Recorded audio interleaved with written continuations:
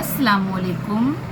आज सनीचर 13 फरवरी सन 2021 EVS 2 में हम सबक नंबर 18 अवामी फलाह व बहबूद पर मबनी स्वराज का इंतज़ाम, ये सबक हम मुकम्मल तौर पर मुफस्सल हम पूरा सबक जो है अच्छी तरीके से समझ चुके हैं। जूम की ऑनलाइन क्लास में भी हम इसे अच्छी तरीके से पढ़ चुके हैं और समझ चुके हैं। फिर भी एक इयादे के तौर पर हम आपको बता रहे हैं कि किस तरीके से शिवाजी महाराज ने आदिल शाही, मुग़ल, पुर्तगाली, जंजीरकर, सिद्दी जैसी नाइंसाफ़ी करने वाली ताकतों के साथ एक तवील अरसे तक लड़ाइयाँ लड़ी और आज़ाद हिंदवी स्वराज कायम किया।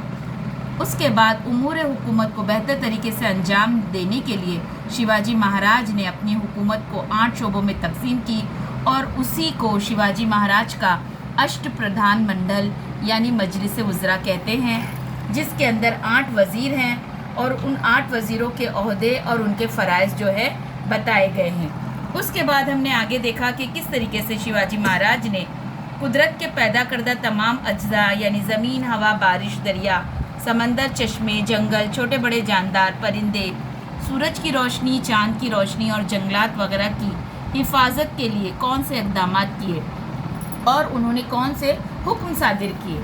आगे सबक में हमने देखा कि किस तरीके से रियाया की पानी के इंतज़ाम के लिए शिवाजी महाराज ने कौन सी अनथक कोशिशें की, साथ ही ज़राअत के लिए भी नहरें निकाल कर पानी मुहैया करवाया और इसीलिए स्वराज में ज़रई पैदावार में इजाफ़ा हुआ और स्वराज की रियाया को कभी भी क़हत की शिद्दत का एहसास नहीं हुआ।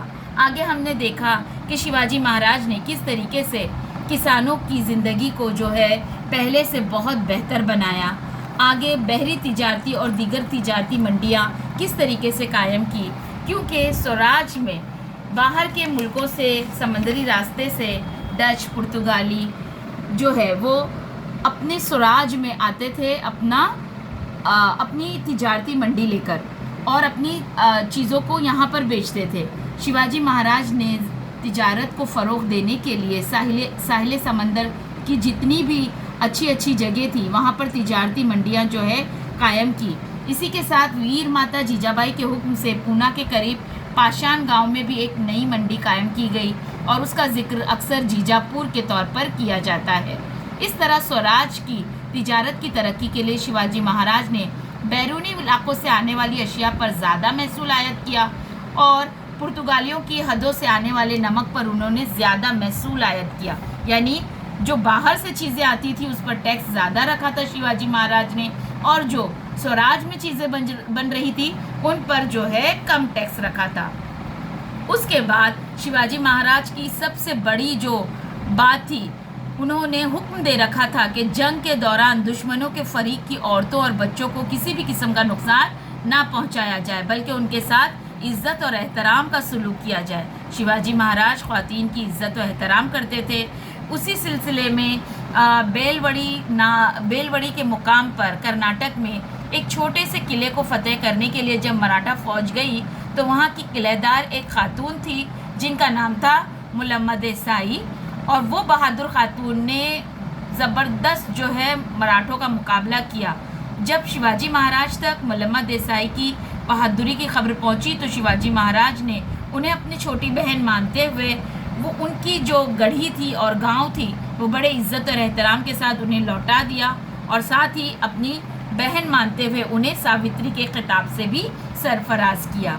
आगे सफाई से मुतालिक एहतियाती तदाबीर में भी शिवाजी महाराज के दौर में घरों और अवामी जगहों को ज़्यादा से ज़्यादा साफ़ सुथरा रखने के लिए मुख्तलिफ तौर तरीके और मंसूबे बरूए कार लाए गए थे। इसी तरह से शिवाजी महाराज के दिल में मज़हबों के लिए भी बहुत ही कुशादा दिली थी। वो तमाम मज़ाहिब का एहतराम करते थे और तमाम मज़ाहिब के लिए बड़े एहतराम के साथ जो है उनसे पेश आते थे। अगर किसी जंग के दौरान कुरान का कोई नुस्खा उनके हाथ आ जाता तो वो उसे बड़े एहतराम के साथ मुसलमानों के सुपुर्द कर देते थे। इसी तरीके से इस पूरे सबक में हमने शिवाजी महाराज की पुरअसर शख्सियत के यादगार पहलू को देखे और ये भी देखे कि इस शख्स ने सिर्फ़ और सिर्फ अपनी ज़िंदगी में लड़ाइयाँ नहीं लड़ी बल्कि अपनी रियाया को खुशहाल बनाने के लिए अनथक कोशिशें करी। इसीलिए महाराष्ट्र में शिवाजी महाराज का नाम जो है बड़े इज्जत और एहतराम के साथ लिया जाता है। ये पहला बादशाह था कि जिसने एक हिंदवी स्वराज की बुनियाद रखी, बहरी बेड़े का इनेकाद किया। तो ऐसे राजा के लिए जितनी भी बातें की जाए कम है। आगे आज हम इस सबक के आखिर में पढ़ने वाले हैं हुक्मनामे में माहौलियात की हिफाजत, यानी एक शिवाजी महाराज ने एक हुक्मनामा जारी किया था माहौलियात की तहफ़्फ़ुज़ के एतबार से, जिसे मैं पढ़ने जा रही हूँ। रामचंद्र पंत अमात्य वज़ीर ने यह हुक्मनामा लिखा। उसमें शिवाजी महाराज के उसूलों का अक्स नुमाया है। ज़ेल की इबारत से शिवाजी महाराज का माहौलियात के मुतालिक नुक्ते नज़र वाज़ेह होता है। बहरी बेड़े के तख्तों, सुतूनों और मस्तूल के लिए बड़े लकड़ों की ज़रूरत होती है। अपनी रियासत में जंगलों में सागवान वगैरह के दरख्त हैं। हुजूर की खिदमत में तहरीरी अर्ज़ गुज़ाश्त करके इजाज़त हासिल की जाए और काम में आने वाले दरख्त काटे जाएं। इसके अलावा भी ज़रूरत हो तो दूसरे मुल्क से ख़रीदे जाएं। हुकूमत में पाए जाने वाले आम, कटहल वगैरह की लकड़ी भी बेड़े के लिए मुफीद है, लेकिन उन्हें मुतलिक हाथ ना लगाने दिया जाए, क्योंकि ये दरख्त 1-2 बरस में परवान चढ़ जाते हैं। ऐसा कतई नहीं। रियाया ने ये दरख्त लगवा कर लोगों के फ़ायदे के लिए बरसों अपनी औलादों की तरह उनकी हिफाजत की है। वो दरख्त काटने के बाद उन पर अफसोस क्या माने।